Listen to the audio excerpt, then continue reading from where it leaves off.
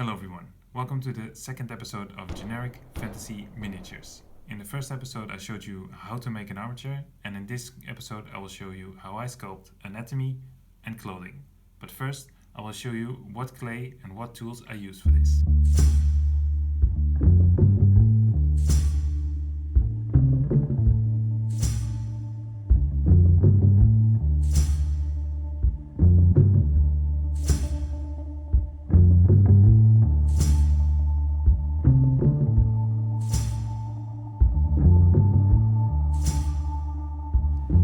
Polymer clays are a type of modeling clay that you harden in the oven. I've always used Super Sculpey Firm, but for this video I thought to compare it to at least one other polymer clay.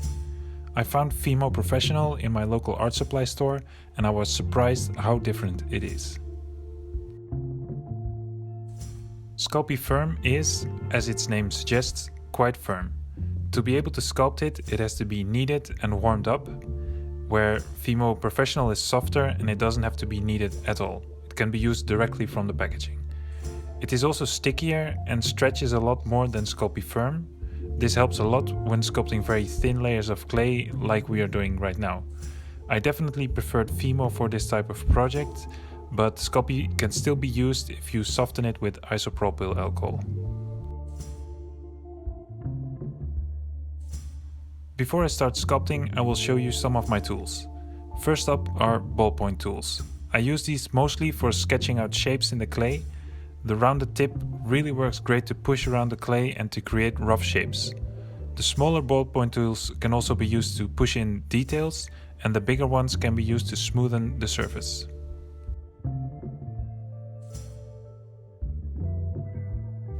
Here are some other metal tools I use a lot. This is a loop tool that can be used to remove clay quickly. This tool works very well for bigger sculpts when you have to remove a lot of clay, but the loop can also be used to push in some hard to reach details.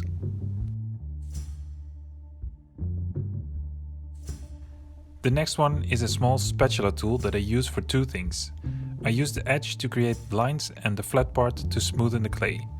I really like this one because I can both smooth and create details with it. This tool used to be a little bit longer, but because I am a huge klutz, I dropped it and I had to grind it down to still be able to use it.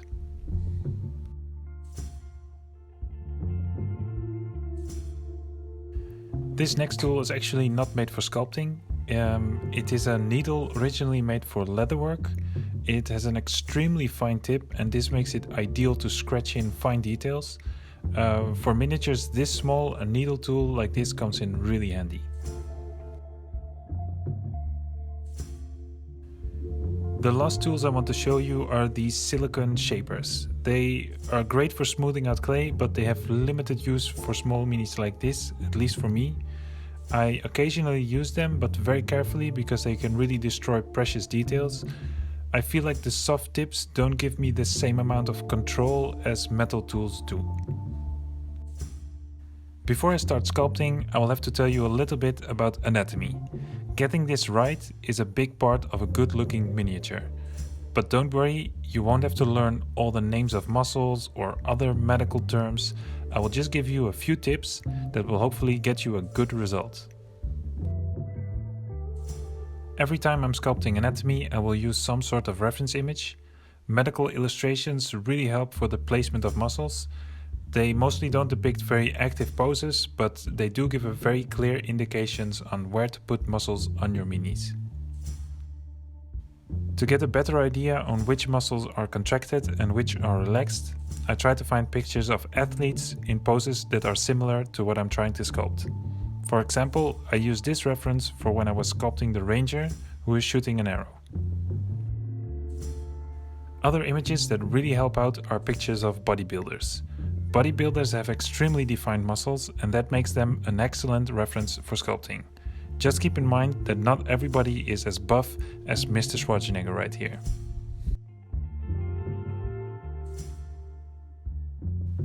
Alright, let's start sculpting.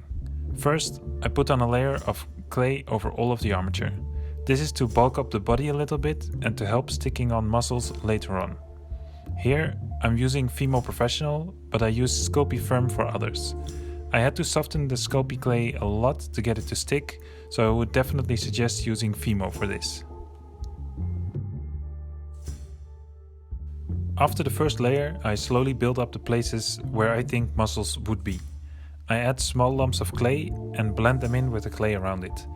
At this point, I'm not worried about smoothness or detail, I just want to slowly work my way up to the right proportions.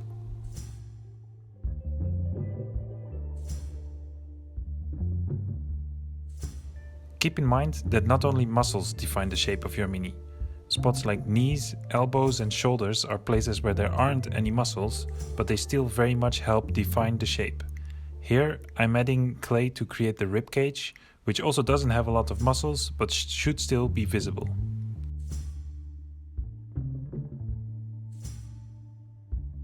When all the proportions look right, I start smoothing out the muscles and I add folds in the skin. I use my spatula tool for smoothing. As I said before, I prefer using metal tools for smoothing over silicone tools because I feel like I have more control with them.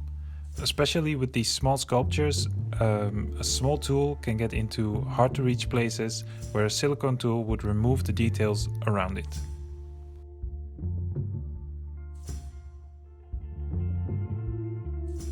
Here I'll show you another way I smooth my sculptures. I use a ballpoint tool and I drag it over the rough sculpts. I apply only a little bit of pressure because I don't want to change the shape, I only want to smoothen it. To really finish the smoothing, I will take an old brush and a little bit of isopropyl alcohol. The alcohol will soften the clay and by dragging the brush over it, it smoothens the surface. You don't want to drown it in alcohol because you want to use the friction of the brush against the clay.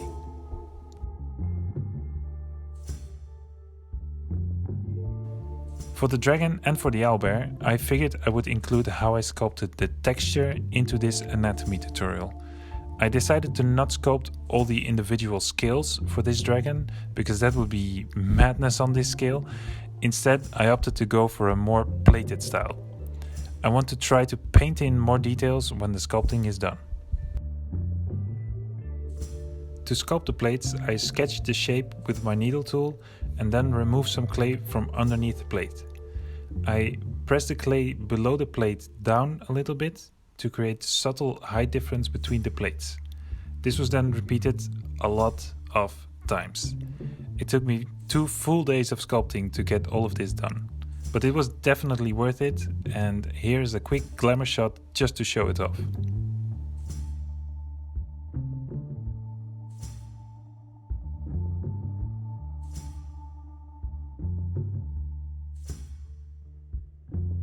You can see I haven't sculpted the tail completely, because the tail is quite long, it was very flexible, and the further I got, the harder it became to sculpt.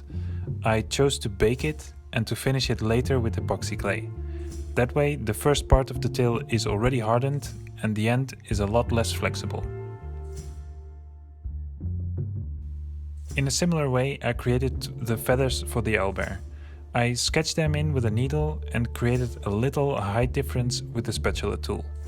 For the rest of the owlbear I added small strips of clay that I blended in towards the top and scratched with a needle towards the bottom. Again, any details that are too small to sculpt I will try to add with paint.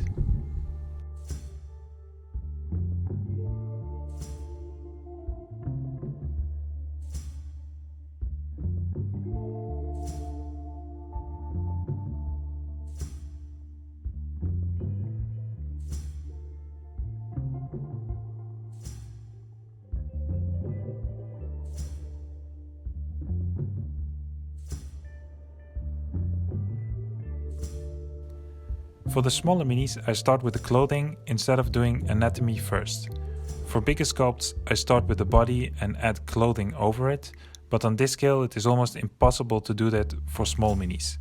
So when sculpting clothes on smaller minis, you have to keep in mind what is underneath the clothes, but I will give you some tips and advice to do just that.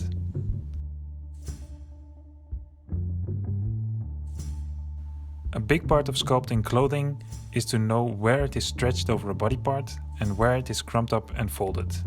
Here, on top of the thigh of this mini, the pants will lay on top of it, so the clothing will be mostly flat and stretched. So I smooth it out and make sure it shows the anatomy underneath. In this case, the upper thigh and the knee.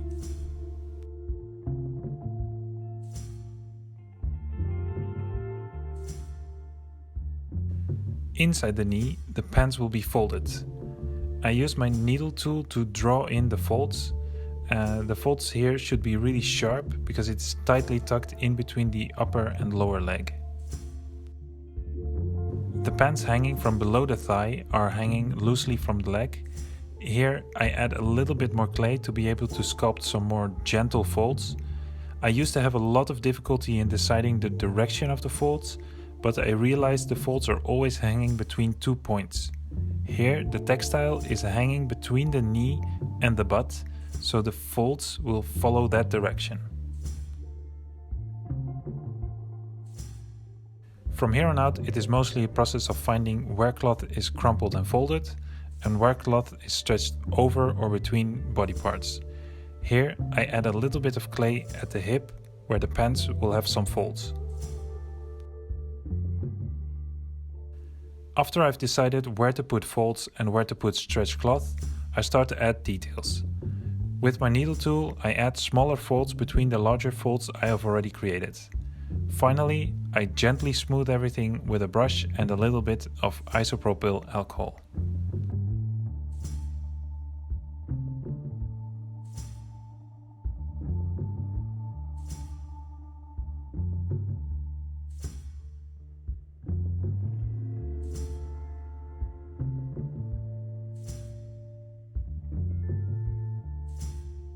For this mini, I wanted to give them a very active pose and baggy pants.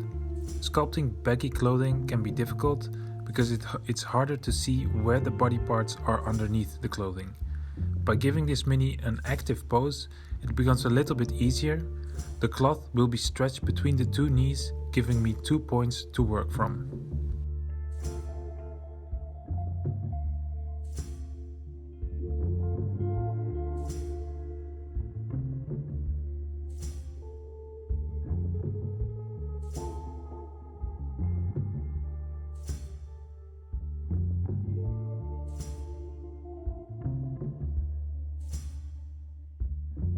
For the remaining parts of the baggy pants, I try to keep my folds spiraling around the legs, never running parallel or perpendicular to the leg.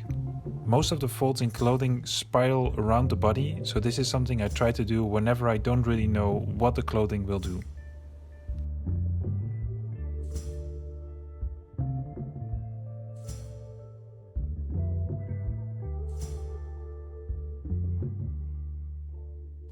Robes and dresses can be even more difficult to sculpt because they conceal so much of the anatomy underneath. Here you can see I've bulked up the robes for this wizard, and the only body parts that you can see are the knees. Instead of making one straight fold from one knee to the other, I make several folds that loosely hang between the knees. For the rest of the robe, I do similar curved folds that are always smoothly curved around the mini.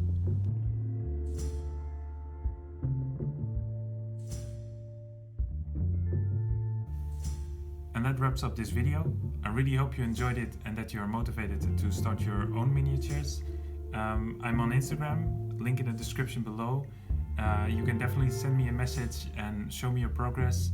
If you tag your progress with the hashtag genericfantasyminiatures, I will definitely see it. The next episode will be on how to sculpt armor and the head of your miniature. This will also include faces, hair and headgear, so stay tuned for that. And also, if you like this video, please share it with your friends. That would be amazing. I'll see you next time. Goodbye.